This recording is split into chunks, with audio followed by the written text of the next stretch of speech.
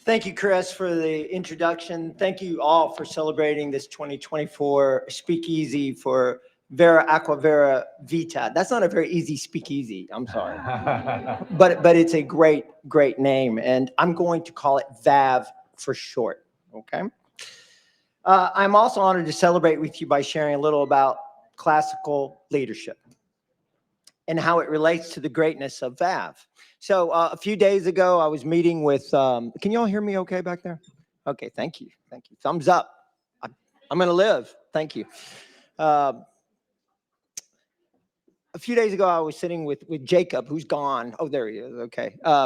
And he was telling me all the things that we were going to do and what I needed to do. And then he said, oh, and by the way, as he was running out and I was paying for lunch, he said, you got to wear a tuxedo. And I went, what?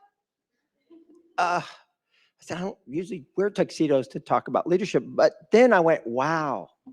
And I thought, a lot of people don't know me. So if I wear a tuxedo, I'll look like I have credibility and I might know something about leadership. So this is good. But those of you who do know me, I'm going to ask you to practice the virtue of courage. And that means you need to endure through this. And I appreciate that. So with that, leadership is a broad and critical topic in our society today, but I do not wish to be remembered as that person who stood between you and the Rory 20s party that we're going to have here and all that fun. So I'll do my best to keep this concise. It's a tough topic. I want you to stay with me, and I think you'll get a lot out of it. However, I also know that if you haven't seen Jacob Niemeyer do the Charleston before, you won't be disappointed. So we're going to do that. All right. Now, let's see a show of hands of how many of you have seen the movie, the 2000 movie Gladiator. Okay, great. It won 5 Oscars, and one of them was Best Picture. But it's a pretty difficult movie. Right? And don't go home and tell your family that I recommend it for the young people, okay? Because it's a pretty gory movie, right? However, in this movie, Russell Crowe plays Maximus, the chief general of the late Emperor Marcus Aurelius, right? Who in the movie was killed by his son Commodus. If y'all remember that, right? As well as Commodus had the family of Maximus not only killed, but slaughtered. It was a pretty tough scene if you saw that. Throughout the movie, Commodus is trying to eliminate Maximus. Why? Because Maximus wouldn't serve him, right? Also, because he posed a threat to his reign as emperor. Now, the movie is not an accurate depiction of history, but Marcus Aurelius was a true historical leader, known as one of the good emperors around 160 AD. And it was thought that Marcus Aurelius was actually a closet Christian. Why? Because he defended Christians. And why? Because he honestly believed that people should practice virtue. He believed that people should be the very best they could be. And if anyone would like to learn a little bit more, if you haven't read the book Meditations, it's a great book. You should read it. It's fantastic.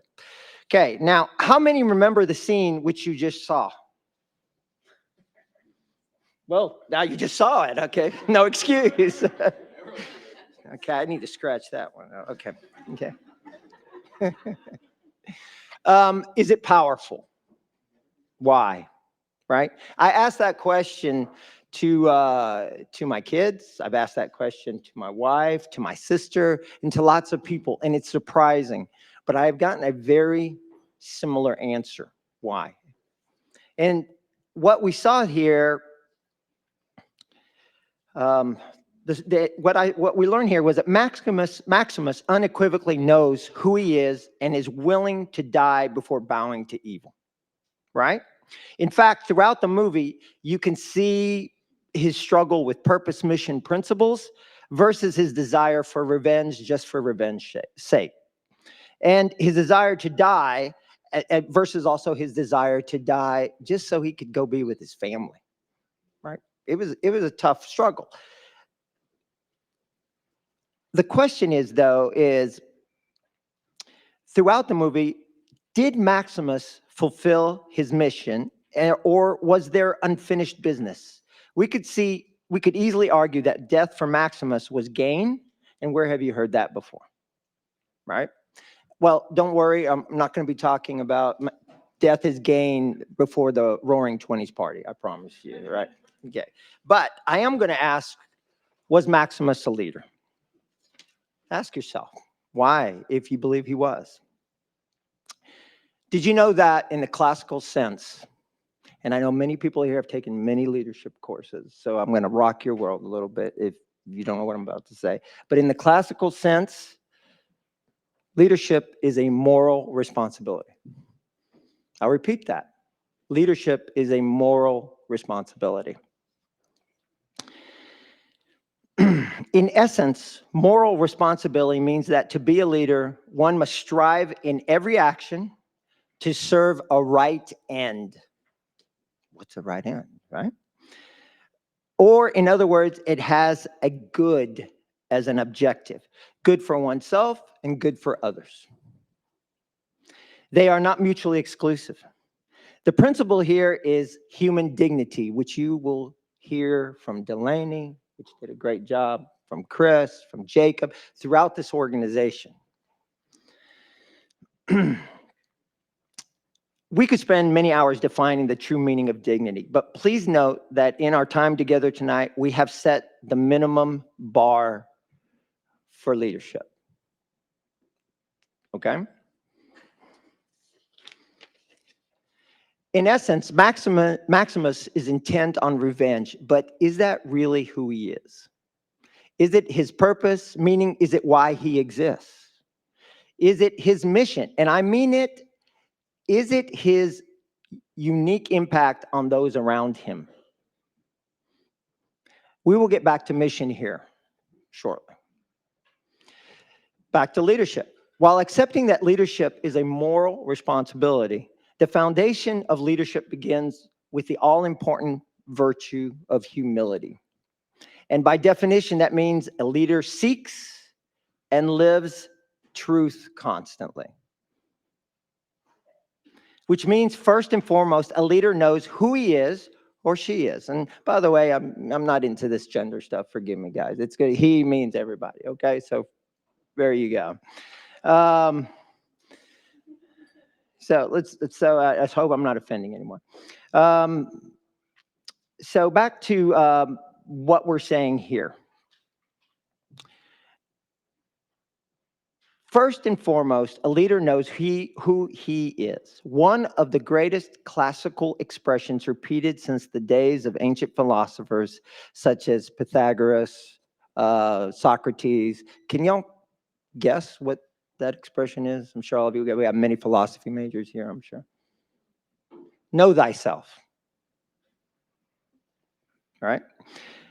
What is this fundamental knowledge of oneself? And did Maximus check the box, so to speak? Well, we call this at the Authentic Leadership Foundation, and we didn't make it up, fundamental humility. First and foremost, a person knows, number one, they're created. We call that metaphysical. Leaders should know that they are created beings. There is a God. And therefore, a leader knows his fellow man is created also. We're talking about leadership here, right? Maximus may not have known Christ. We don't know that, nor do we know if he was ever given the opportunity. But the film revealed his belief in a higher power and in the afterlife. Createdness. Number two, dignity.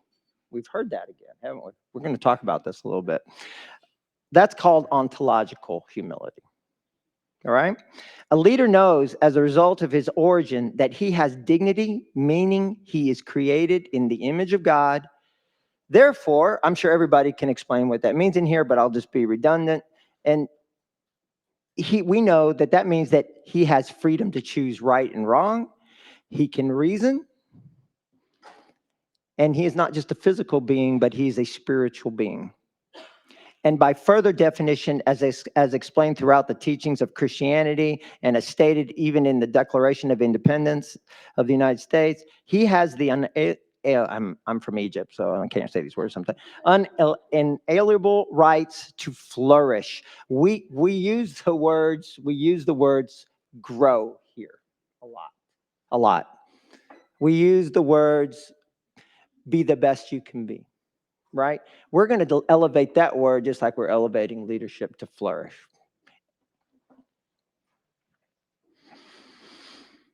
I'm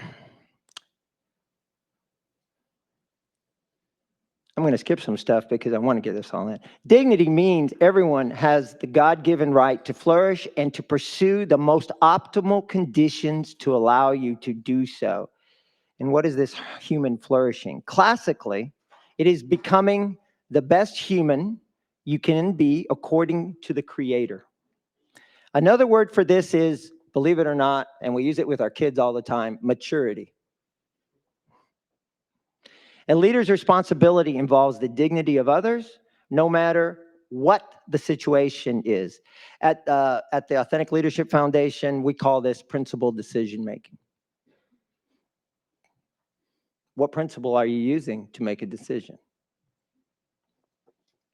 Okay, we don't know if Maximus understood he was created in the image of God, but we see that he believed in the good of all. Freedom was absolutely necessary. If you notice in the movie, he was a slave most of the time, right? And that men must be able to reason and to think, right? And he certainly believed he had a spirit. Number 3, we just did created, we did dignity, and now we're going to be talking about spiritual weakness. What is this thing called spiritual weakness?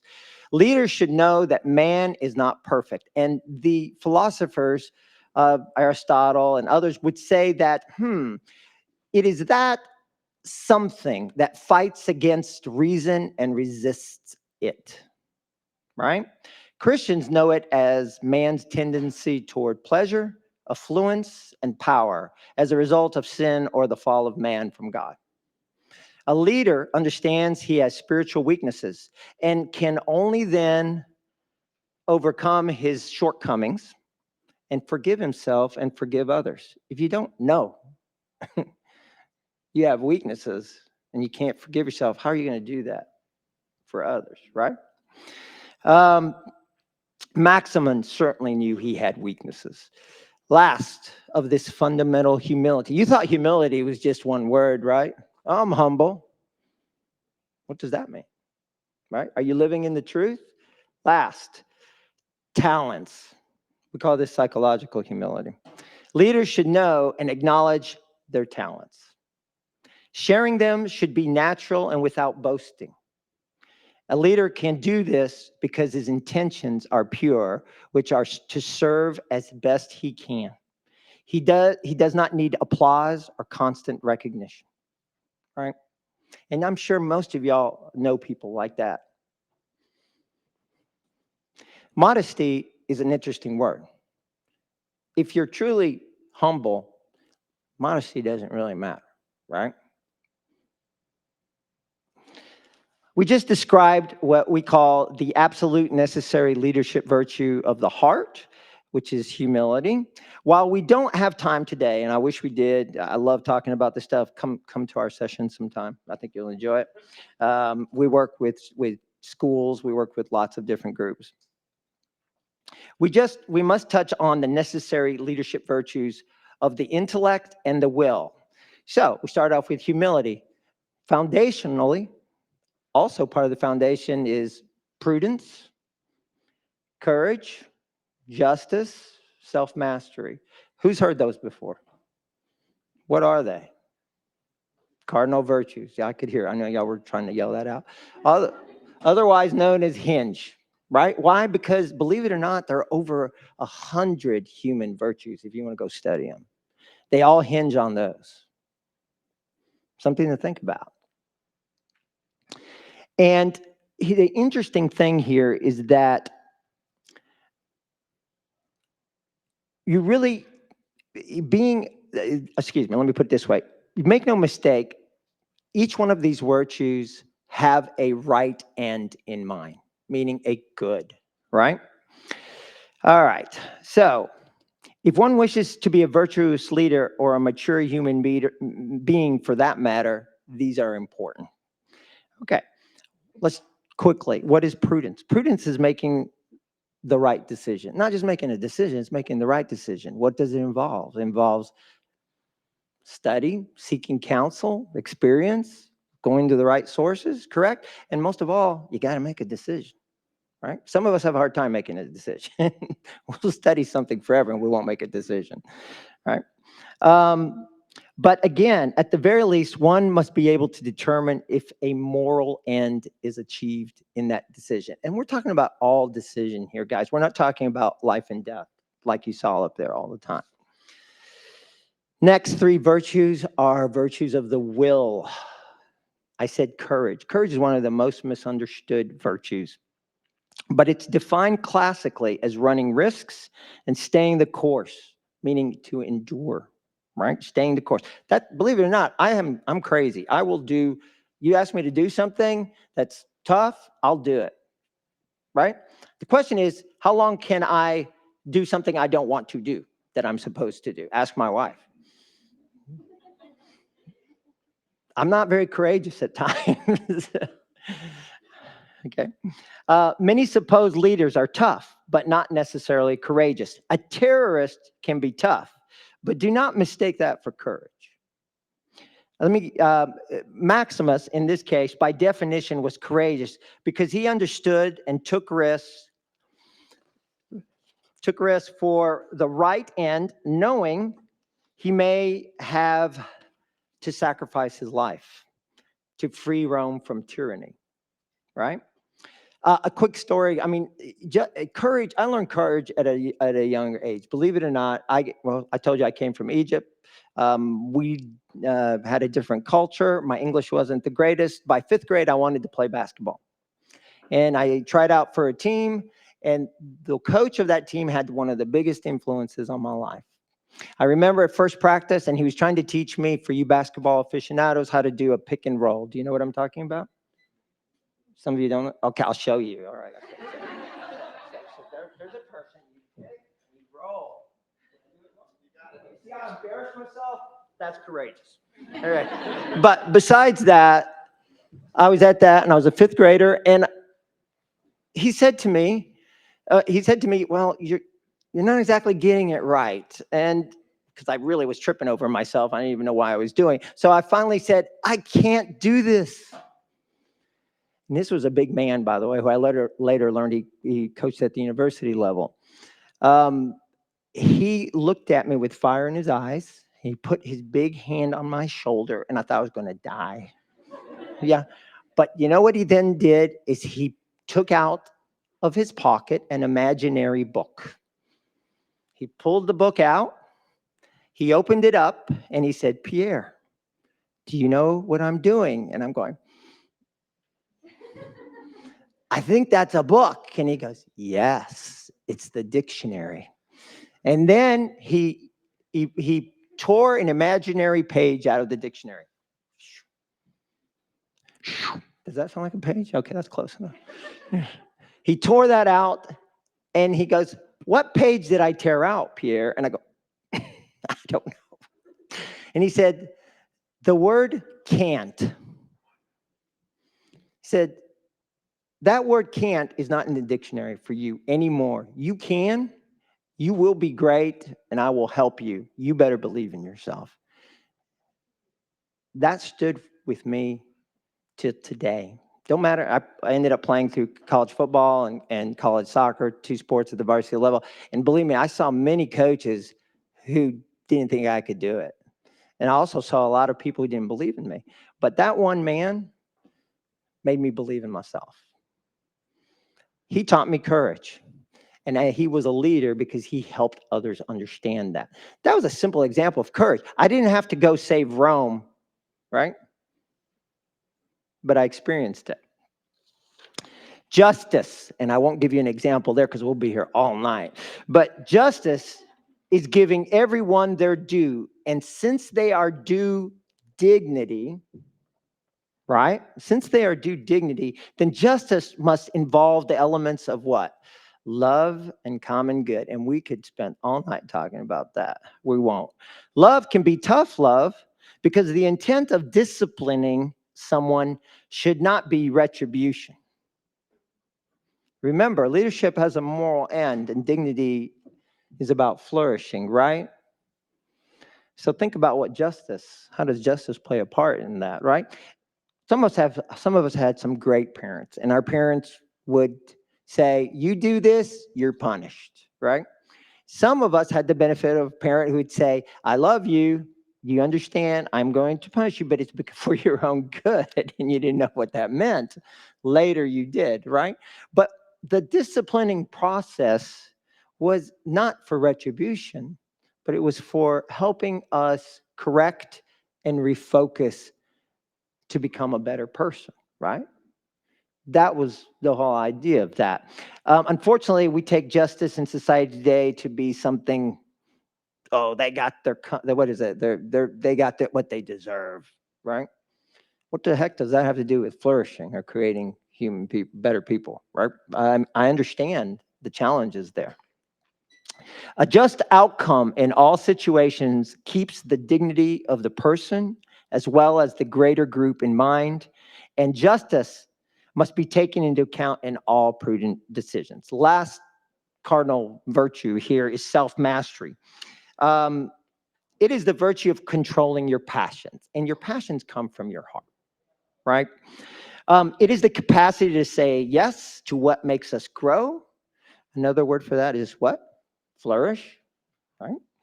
And no to what debases us. We must energize noble passions such as love, forgiveness, contrition, even righteous anger, believe it or not, can be a noble passion, and subdue evil passions such as lust, greed, envy, destructive anger. That's the idea of self-mastery, right? So we talked about this foundation of leadership. Believe it or not, there's another level of leadership. You're like, oh my goodness, how many levels of humility and leadership are there? Right? I'm happy with my representative in the Senate, or am I? I don't know. It's up to y'all on that. We call this the essence of leadership. We just talked about the foundation. Now we talk about the essence. And the essence is, how can I say this? It is the greatness attributed to the virtues of magnanimity and fraternal humility.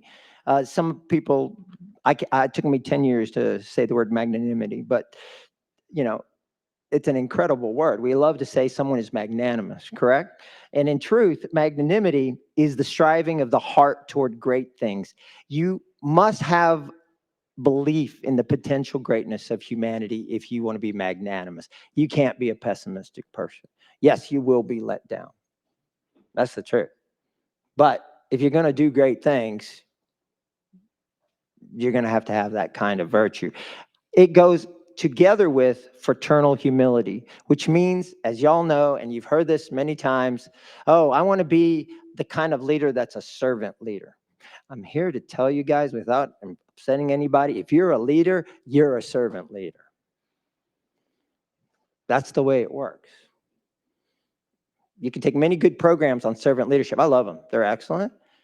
But let's keep the bar high here. Everyone can be a leader, right? And part of that is this understanding that it's your obligation as a leader to help others be the best they can be, to flourish, to grow, right? Where's Jacob? He left me again. Okay, it's okay. We just described the absolute necessary virtues of the heart and will and mind. But let me be clear when I say that the heart drives one's passions and desires, which brings us back to mission. Remember earlier we were talking about mission, and I said we'll come back to that shortly. A little bit longer than shortly, but we're back. And specifically, one specific mission, which we define classically. Okay, we're talking about mission here, but we're talking about mission with the big M, okay? I'm not talking about my mission today is to go to the grocery store and make sure I get the list because I always forget something, right? That's a goal, When we talk about mission, we're talking about, ready for this?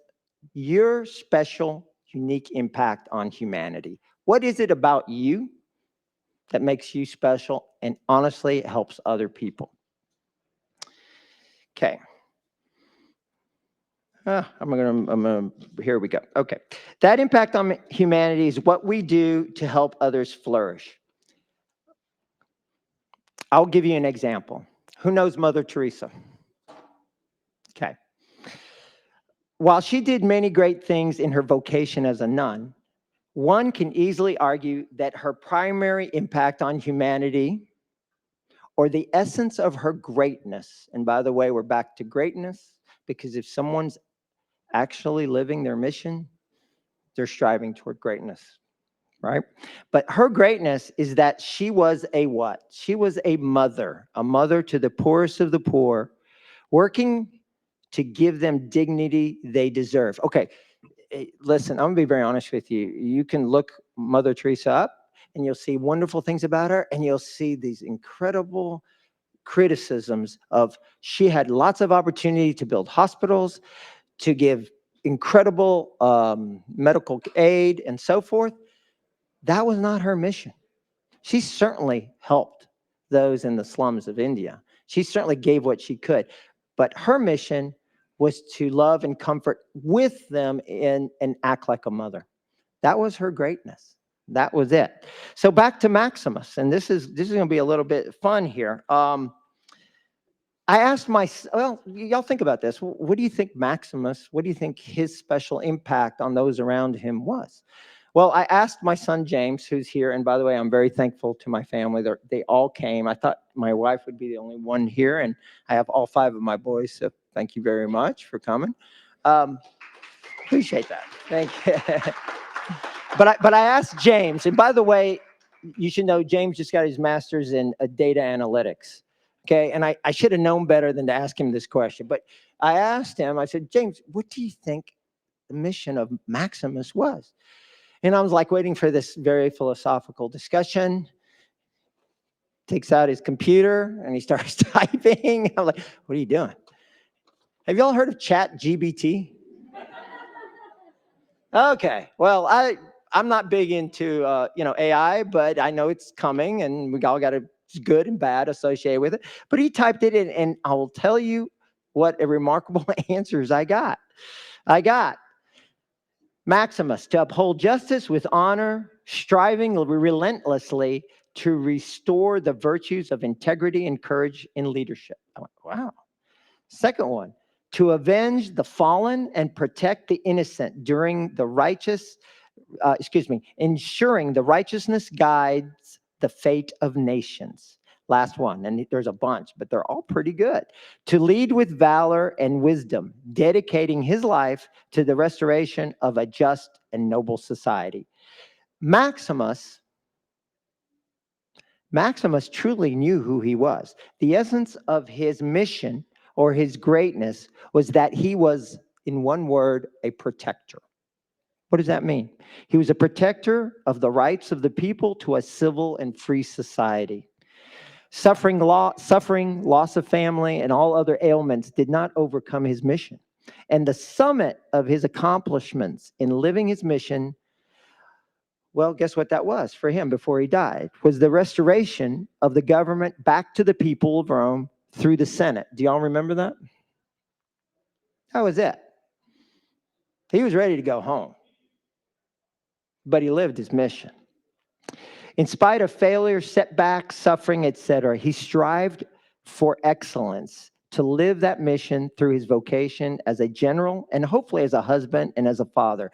We call living your mission in all areas of your life integrity. From the Latin, integritas. What does that mean? It means whole, your whole self. It means being that fully human person. His mission helped others to experience their dignity and to have an opportunity to flourish. So, in my research, it is my opinion that Maximus was a leader. Okay? That's how I came to that conclusion. Tonight, Our primary purpose is to celebrate and support the greatness of VAV. True water, true life. You heard Delaney up here say that. This greatness is at the essence of VAV's mission. Excuse me, I have too many papers up here. They execute this mission with excellence, or in other words, with great virtue. And they do this, and you've seen this mission statement on this, they do this by tapping, another word is unlocking, right? By tapping into the physical and spiritual nature of water. Did you say empower, Delaney, a few times? She did, right? They empower people. That's another word for truly training leaders. It's another word. When you empower someone, you're training leadership. They empower people and communities in developing countries to generate clean water and sanitation solutions. Okay, first of all, you can tell an engineer, Jacob, had something to do with the development of that mission statement. But true water, true life has a powerful impact on the dignity of humans. All right, so they said physical nature, and what's the other one? Spiritual nature. What is these properties of water, right? Physical nature. How many of you have experienced firsthand the lack of clean water for drinking, hygiene, and other sanitation purposes? How many of you have experienced that? Yeah, I have had that opportunity firsthand. Several years ago, I went to Haiti. Also, I come from a third world country, but besides that, I was in Haiti, and I contracted hepatitis C. Now, I did get pretty ill. It was not fun. However, while I learned later I cannot donate blood, they won't let me. I keep trying to fake it by going to the Wadley Blood Center, and they always go, "Oh, we caught you again, Mr. Koshakji." But besides that, I didn't die. I may have suffered, but I didn't die. And as you know, as Chris said and Delaney said, a lot of people die from these bad resources. And here's the interesting thing about that.